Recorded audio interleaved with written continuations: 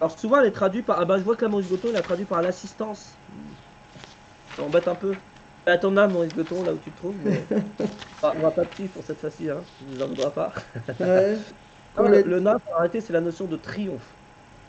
déjà. Mm. En fait, triompher, c'est pas avoir le dessus et massacrer des gens, ça n'a rien à voir. C'est faire Mm. triompher une cause. Ouais. Voilà.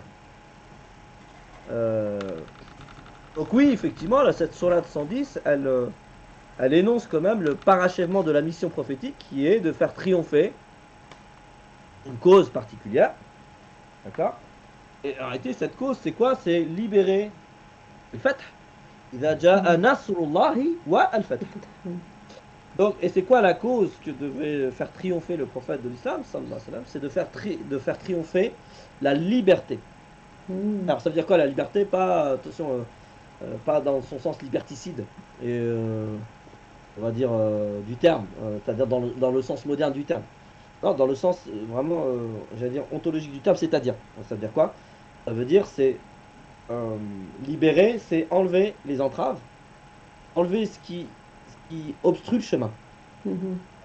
Voilà.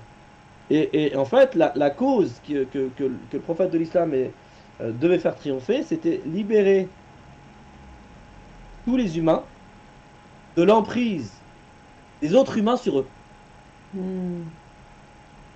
C'est vraiment ça. C'est libérer l'emprise humaine sur d'autres humains. Et on sait que toute emprise d'un humain sur un autre humain est entravant à cet autre humain. Mhm. Par exemple, je vais donner des exemples, hein, des exemples en fait où on ne fait pas attention.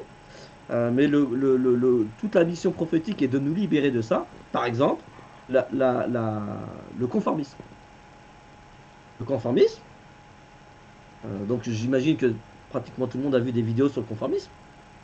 C'est-à-dire, c'est comment un humain, en fait, très facilement, il va être amené à se conformer à l'agir d'un autre, sans savoir pourquoi, sans savoir l'intérêt Mm. de cette action, etc., etc.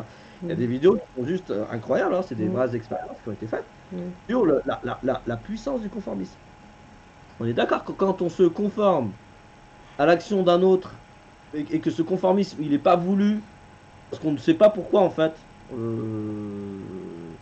pourquoi on le fait, bah, ça veut bien dire qu'il y a d'autres personnes qui ont une emprise sur moi. Si je commence à agir conformément à l'agir d'un autre sans savoir pourquoi en fait je le fais, ça veut bien dire que l'autre a une emprise sur moi. Mm. Et en réalité, la grande cause prophétique de l'islam, c'est de libérer les humains de toute emprise, de tout ce qui empêche, de tout ce qui entrave le chemin et qui laisse l'humain sous l'emprise d'autres êtres humains.